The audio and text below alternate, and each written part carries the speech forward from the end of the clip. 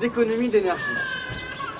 Donc dès la phase 1, l'État va financer par milliards des politiques pour trouver du moteur à hydrogène, la fission, la fusion nucléaire, tout ça. Et donc, comme on va en avoir besoin, la science va nous trouver une solution dans les quelques années qui vont suivre, parce qu'on va être prêt à mettre des milliards. Mais même peut-être certains parmi vous disent, ouais bon, peut-être elle a raison pour le pétrole, mais de toute façon, il y a beaucoup d'alternatives au pétrole. Et puis, on n'arrête pas le progrès, on va trouver, la science va trouver des solutions pour s'en sortir. Eh bien, c'est ça que j'appelle la religion technoscientiste. C'est que si vous dites aujourd'hui que le progrès ne va pas nous sauver, vous passez pour un hérétique, exactement comme il y a 2 siècles, vous disiez que le roi c'est pas vraiment Dieu et que si on guillotine le roi, ce ne sera pas l'enfer sur terre. Ça paraissait impensable, vous étiez hérétique au sens propre du terme. On ne pouvait pas dire que Dieu n'existe pas. Aujourd'hui ça ne pose pas de problème à grand monde. Vous pouvez dire partout que Dieu n'existe pas, tout le monde s'en fout, ça ne choquera pas grand monde. Par contre, essayez de dire que vous ne croyez pas dans le progrès et qu'il faut arrêter la science, vous allez voir les réactions en face.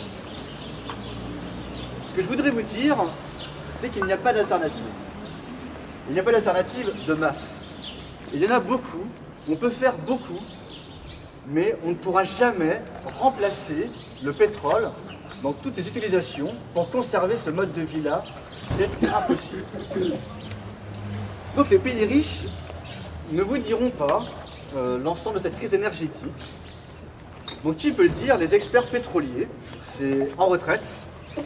Donc ils ont fait une association qui s'appelle l'ASPO, qui signifie l'Association pour l'étude du pic pétrolier, Association for Study of Peak Oil, en anglais, excusez-moi pour l'accent, ASPO. Et on pourrait dire aussi, mais dans ce cas-là, les médias, donc en fait Total, je comprends que Total ne communique pas sur ça. Mais les médias en général, pourquoi ils n'en parlent pas? Eh bien les médias en général, ils sont financés de manière directe ou indirecte par la publicité. Et la publicité, c'est peu ou prou l'ensemble des entreprises qui gouvernent les différentes utilisations du pétrole. Aucune n'a intérêt à ce qu'on communique sur la fin de la crise énergétique, puisque ça signifierait remettre en cause ces différentes utilisations, faire autrement, et donc d'attaquer directement le cœur comment on dit, le cœur de métier de ces différentes multinationales qui financent l'ensemble des médias. Donc les médias ne vous en parleront pas, en tout cas pas sous forme d'articles, etc., etc.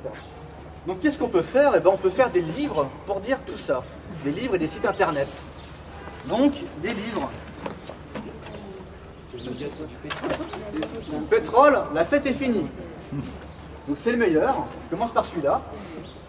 C'est une Bible en Amérique. Vous voyez la religion de cette. Donc bon, c'est le meilleur. Économie et géopolitique du pétrole.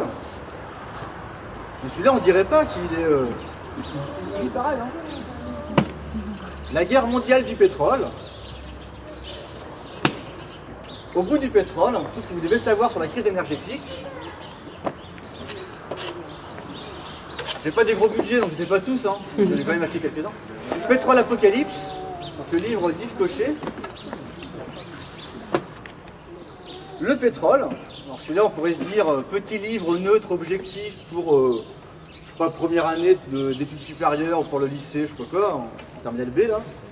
Et ben il dit pareil, hein. Alors, ils font pas tous le cours d'histoire 2010-2040, hein. Donc souvent, ils ne tirent pas les conclusions, ce que moi j'ai fait pour vous ce soir. Par contre, ça, ils le disent, mais ils n'en tirent pas les conclusions. C'est à vous de les faire.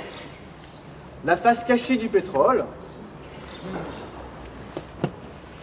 Ouais, celui-là, la Chine-Afrique, je finis par celui-là, mais c'est pas bon. La Chine-Afrique, bon, ça s'explique, la Chine, bon, je rentre pas dans les... Voilà. Il y en a plein d'autres. Il y en a vraiment beaucoup d'autres, hein. Ils disent tous à peu près ça. Alors moi, je vous demande surtout de ne pas me croire. Comme ça, vous allez les vérifier par vous-même, d'une manière ou d'une autre, si ce que je vous dis est vrai, parce que mon objectif n'est pas du tout de prophétiser l'apocalypse, mais de rendre le plus possible conscient, le plus possible de personnes sur la crise énergétique qui nous attend, parce que ce genre de livre, et ben en fait on les laisse en circulation parce que qui va lire ce genre de livre? Très très peu de personnes. Des experts en pétrole, hein, donc c'est à peu près les seuls adhérents de l'ASPO là. Ben, ce sont des experts du pétrole en retraite. Hein. Il n'y a pas vraiment le grand public qui s'est encore saisi de cette question-là. Donc Yves Cochet il a failli être candidat à la présidentielle en 2007. Et il y a très peu de choses qui l'a fait perdre cette candidature au profit de Dominique Voynet, qui est donc croissanciste, voilà, donc qui explique qu'on ne peut pas promouvoir une décroissance, en tout cas d'arrêter les différentes utilisations du pétrole. Donc voilà pourquoi on nous ment.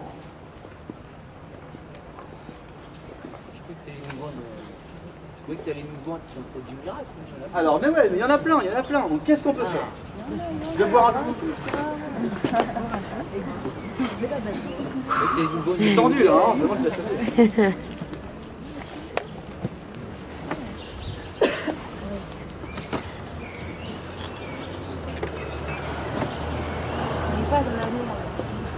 En Amérique,